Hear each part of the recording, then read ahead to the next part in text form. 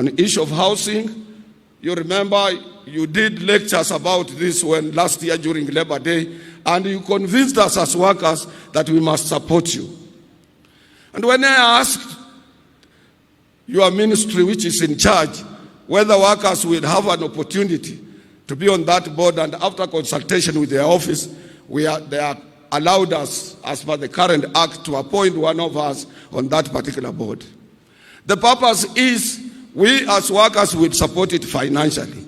But the eye on that board also, when there will be allotment, because we have some shop stewards and workers who have even nowhere to sleep, they will have an opportunity to be housed in this new venture that you have started. And it is not only in Africa.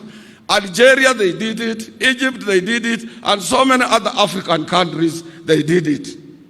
And as I've said, the only problem with our country, Your Excellency, is that we were not used to paying taxes. And when you said everybody should pay tax, it became as an alien issue in this country. Because a normal Kenyan would like to eat without working, would like to make money without earning. And this is where the problem is. I want to end there, Your Excellency. I don't want to tire you.